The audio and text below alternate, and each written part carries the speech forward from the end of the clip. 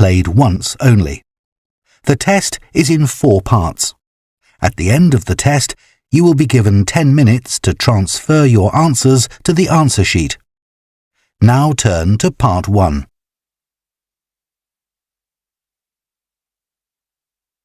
Part 1. You will hear a man called Jack giving advice to a friend about surfing holidays. First, you have some time to look at questions 1 to 6.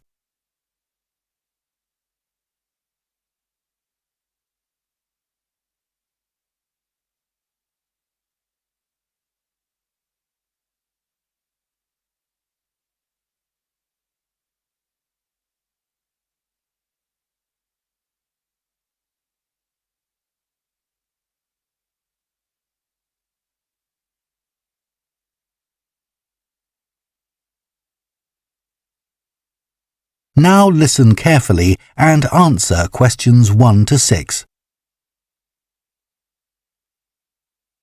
Jack, I'm thinking of taking the kids to the seaside on a surfing holiday this summer, and I wanted to ask your advice, as I know you're such an expert. Well, I don't know about that. But yes, I've done a bit of surfing over the years.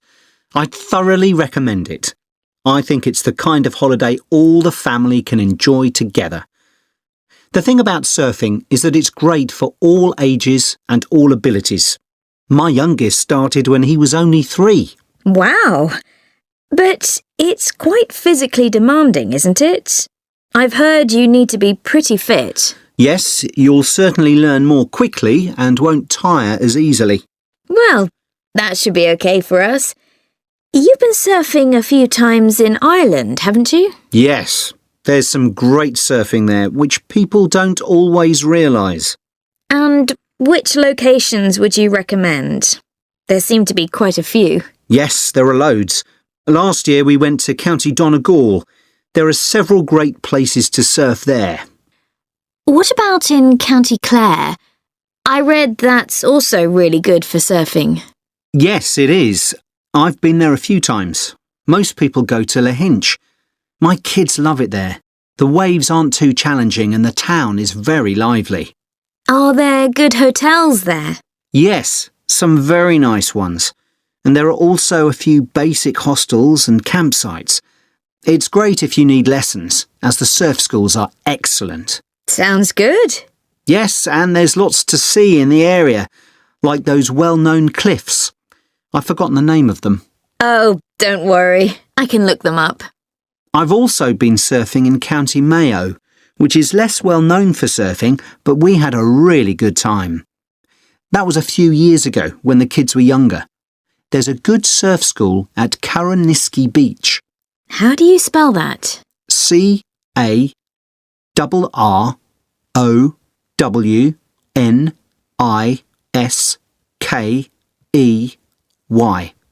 Okay. I put the kids into the surf camp they run during the summer for 10 to 16-year-olds. Oh, right. How long was that for? 3 hours every day for a week. It was perfect. They were so tired out after that. I can imagine. One thing we did while the kids were surfing was to rent some kayaks to have a look around the bay, which is nearby. It's really beautiful. Oh, I'd love to do that. Before you hear the rest of the conversation, you have some time to look at questions 7 to 10.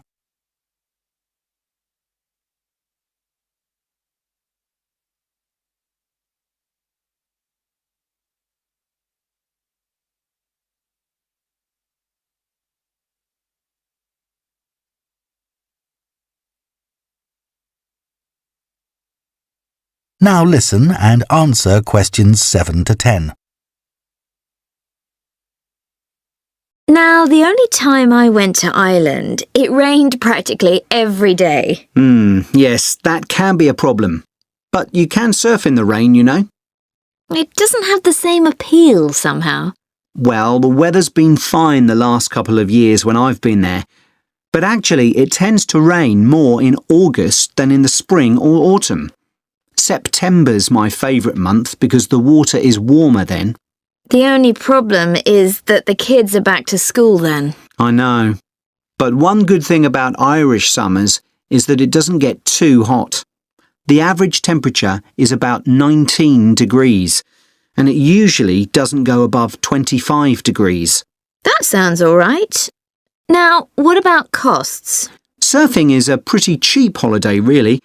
The only cost is the hire of equipment. You can expect to pay a daily rate of about €30 for the hire of a wetsuit and board. But you can save about €40 if you hire by the week. That's not too bad. No. It's important to make sure you get good quality wetsuits. You'll all get too cold if you don't. And make sure you also get boots. They keep your feet warm, and it's easier to surf with them on too. OK, well, thanks very much for that.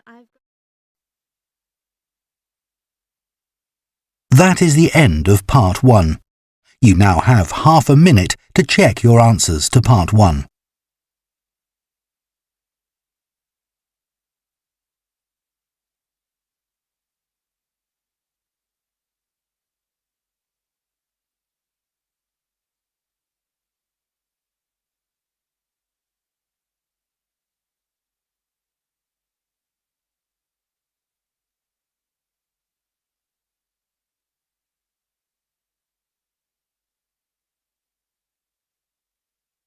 Part 2.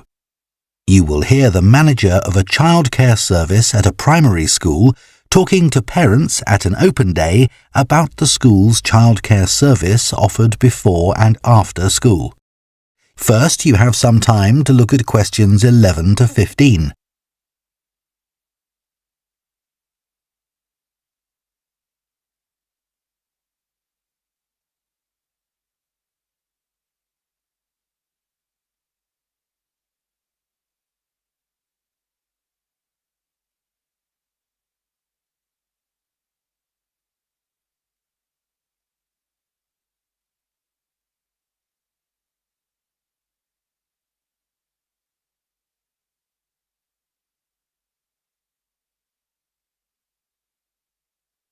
Now listen carefully and answer questions 11 to 15. Good afternoon. My name's Mrs. Carter and I run the before and after school extended hours childcare service. I hope you've had a chance to have a good look around the school and talk to staff and pupils. I know that many of you are interested in using our childcare service when your child joins the school, and perhaps you already know something about it. But for those that don't, I'll go through the main details now. We offer childcare for children from the ages of 4 to 11, both before and after school. I know that many parents who work find this service invaluable. You can leave your child with us, safe in the knowledge that they will be extremely well cared for.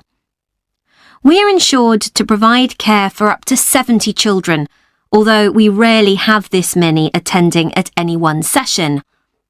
I think we generally expect around 50 to 60 children for the afternoon sessions, and about half that number for the breakfast sessions. Although we currently do have 70 children registered with us, not all of these attend every day. It's 10 years since we began offering an extended hours service, and we've come a long way during that time. When we first opened, we only had about 20 children attending regularly. We try to keep our costs as low as we can, and we think we provide very good value for money. For the afternoon sessions, which run from 3:30 until 6 p.m, it's £7.20. But if you prefer, you can pay for 1 hour only, which costs £3.50, or 2 hours, which costs £5.70. The cost of the childcare includes food and snacks. They'll be given breakfast in the morning and in the afternoon, a healthy snack as soon as they finish school. At 5 p.m, children are given something more substantial, such as pasta or a casserole. Please inform us of any allergies that your child might have, and we'll make sure they're offered a suitable alternative. As you may know, The childcare service runs through the school holidays from 8 a.m. to 6 p.m. We offer a really varied and exciting programme to keep the children entertained. We don't want them to feel as if they are still at school. It will also feel different because they'll get the chance to make new friends with children from other schools. Spaces are available for them because a lot of our term time children don't always attend during the holiday. In the past, parents have asked if children over the age of 11 are allowed to come with their younger brothers and sisters, but I'm afraid we're unable to do this because of the type of insurance we have. Before you hear the rest of the talk, you have some time to look at questions 16 to 20.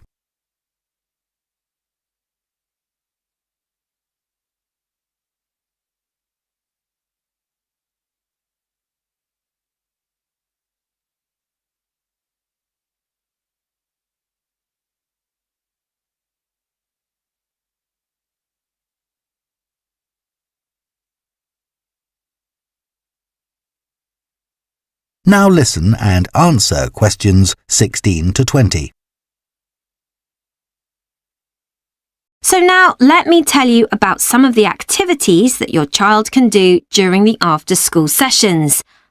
As well as being able to use the playground equipment, computers, and the library, there is usually at least one special activity that children can do each day. For example, Spanish. We have a specialist teacher coming in every Thursday to give a basic introduction to the language through games and songs. She does 2 sessions, one for the over 8s and one for the younger children.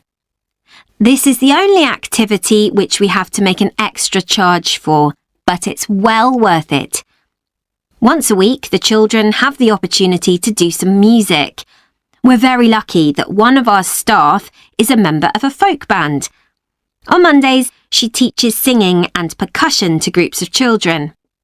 We do rely on parental support for this, so if any of you sing or play an instrument and would be prepared to help out at these sessions, we'd be delighted.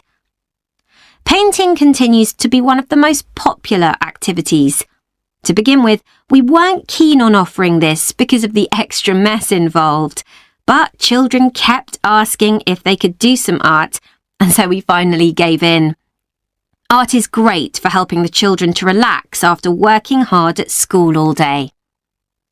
Yoga is something that we've been meaning to introduce for some time, but haven't been able to find anyone available to teach it. Until now, that is. So we'll see how this goes.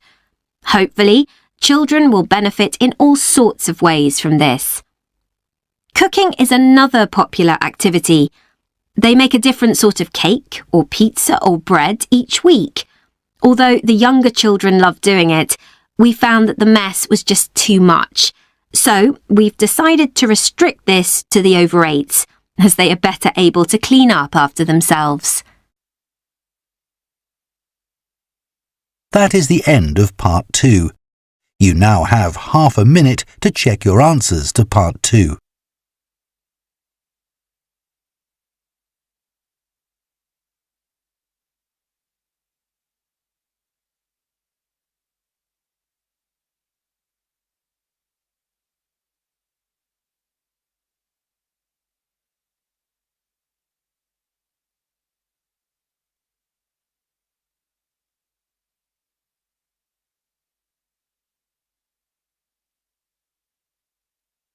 Part 3. You will hear Holly, a student on an events management course, talking to her tutor about her work placement. First, you have some time to look at questions 21 to 24.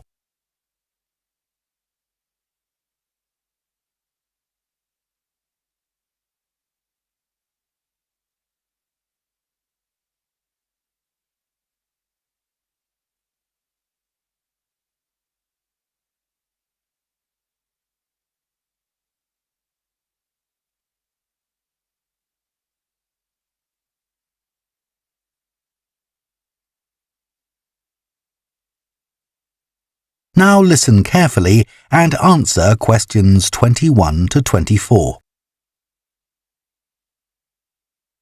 Hello, Dr. Green. I'm here to talk to you about my work placement. Oh yes, it's Holly, isn't it? Yes, So, which work placement have you chosen? I decided to go for the Orion Stadium placement. The event I'll be managing is one where I'm helping to set up a sports competition for primary school children. Yep, that's always a popular placement, even though it can be tougher than you think, working with children. I know, but it's the fresh air that attracts me. Organising something indoors doesn't have the same appeal, even though it might be fun. Okay, so obviously safety is going to be one of your key concerns for this event? Yes, I've already thought about that. I'll need to make sure none of the equipment's damaged. Ah, well, you'll be working with schools, so the equipment will be their responsibility. However, the grounds and what goes on there will be yours. Oh, I see. That'll include keeping everyone within the boundary once they're in their kit and on the field? Exactly. You'll need to inspect areas like changing rooms as well, for anything someone can trip over, but your main priority will be not to lose anyone. Right. I'll need staff to help with that. And don't forget about the spectators. I was thinking that many of them will be parents who could help run the event. I wouldn't rely on that. They'll be more interested in filming their children than volunteering. I'll need to make sure they don't interfere with events doing that. And that's not always easy, especially when a proud parent's trying to get a snap of their child and you want them to move elsewhere. Okay. What about the scheduling? With sporting events, there are all sorts of things that can alter the timetable, like rain, for instance, though so far we've always been lucky with that. Yeah, and I was thinking about what to do if someone got hurt as well. I know that last year that caused a terrible delay. You have to be prepared for such things. Oh, what if a match ends in a draw? Do you let the teams keep going until someone wins? That'll be up to you. And again, you need to plan for it. Right. Before you hear the rest of the discussion, you have some time to look at questions 25 to 30.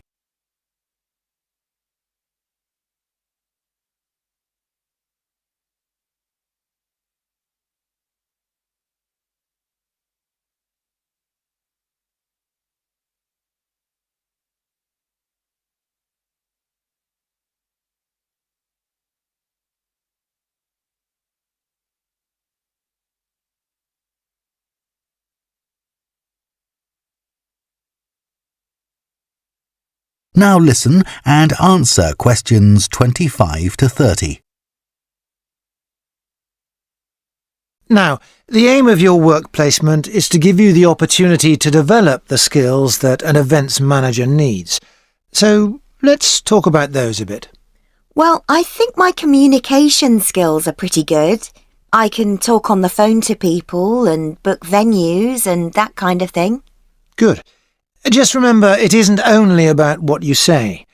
If you meet someone face-to-face and want to persuade them to be a sponsor, for example... Oh, I'll dress up for that, sure.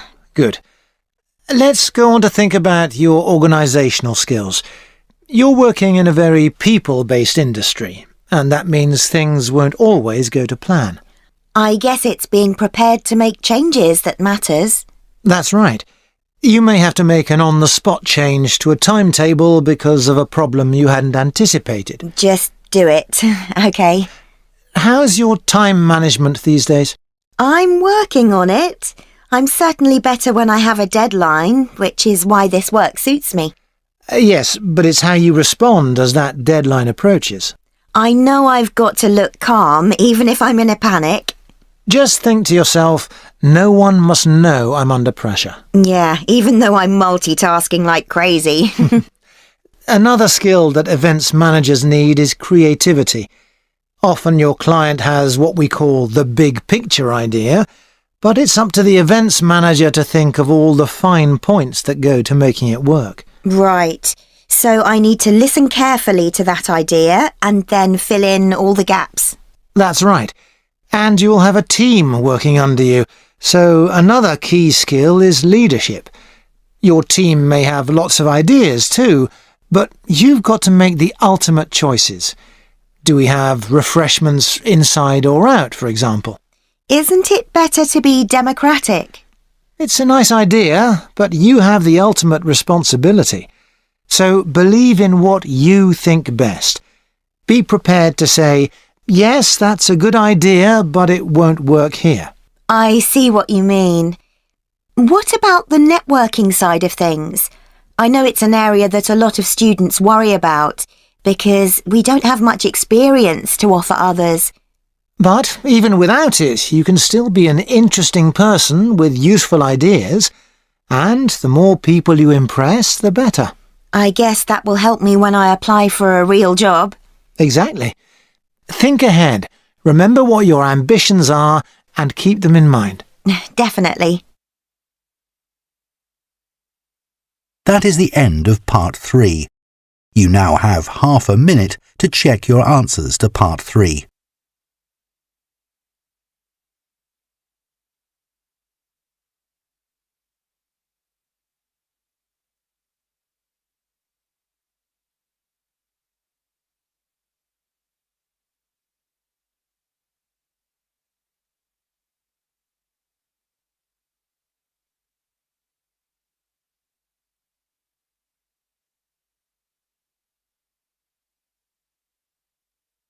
Part 4. You will hear a zoology student giving a presentation on bird migration. First, you have some time to look at questions 31 to 40.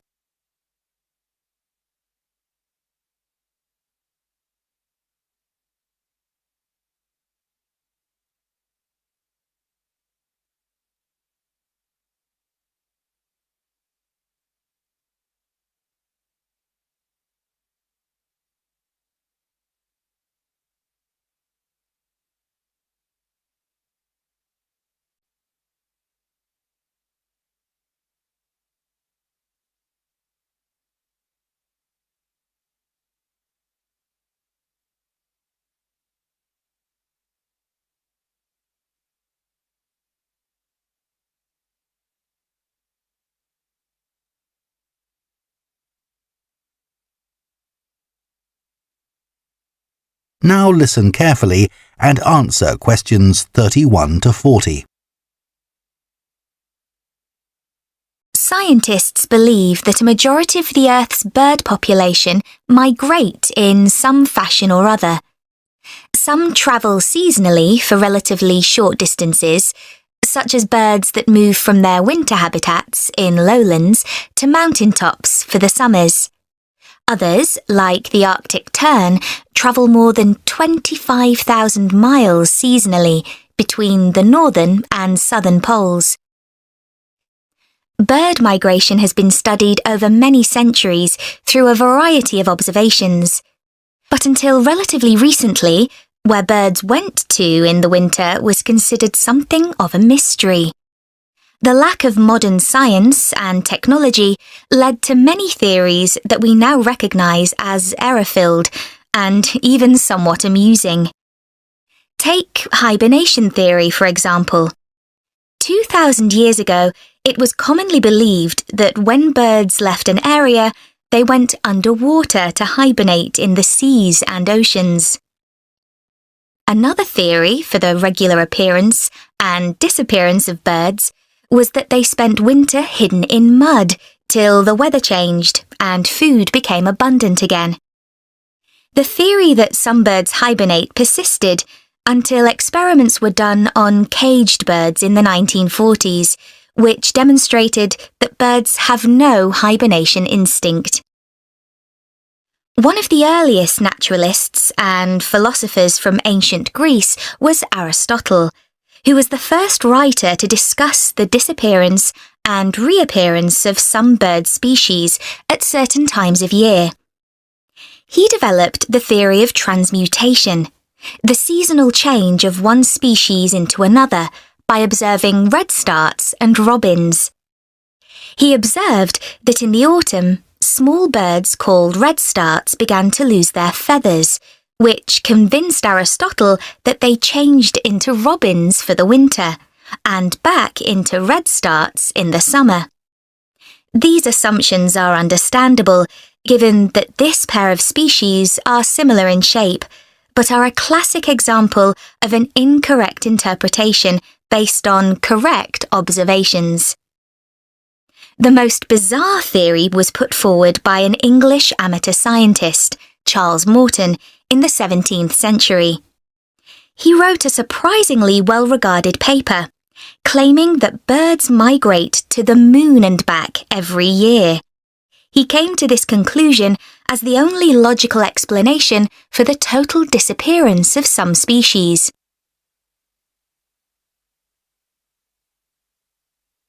One of the key moments in the development of migration theory came in 1822, when a white stork was shot in Germany. This particular stork made history because of the long spear in its neck, which incredibly had not killed it. Everyone immediately realized this spear was definitely not European. It turned out to be a spear from a tribe in Central Africa. This was a truly defining moment in the history of ornithology, because it was the first evidence that storks spend their winters in sub-Saharan Africa. You can still see the arrow stork in the zoological collection of the University of Rostock in Germany. People gradually became aware that European birds moved south in autumn and north in summer, but didn't know much about it until the practice of catching birds and putting rings on their legs became established. Before this, very little information was available about the actual destinations of particular species and how they travelled there. People speculated that larger birds provided a kind of taxi service for smaller birds by carrying them on their backs. This idea came about because it seemed impossible that small birds, weighing only a few grams, could fly over vast oceans. This idea was supported by observations of bird behaviour, such as the harassment of larger birds by smaller birds. The development of bird ringing by a Danish schoolteacher, Hans Christian Cornelius Mortensen, made many discoveries possible. This is still common practice today and relies upon what is known as recovery.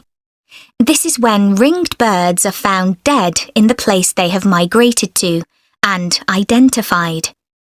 Huge amounts of data were gathered in the early part of the 20th century, and for the first time in history, people understood where birds actually went to in winter. In 1931, an atlas was published showing where the most common species of European birds migrated to. More recent theories about bird migration vary widely. That is the end of Part 4.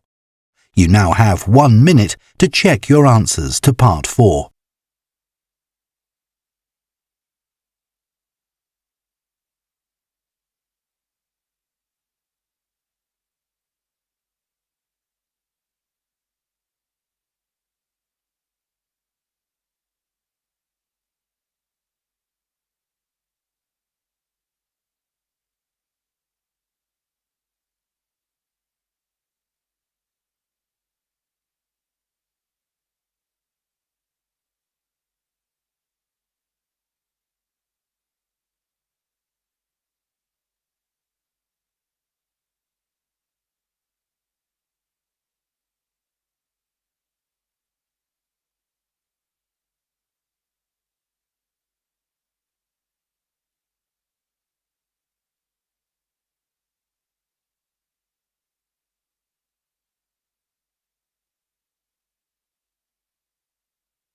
That is the end of the listening test.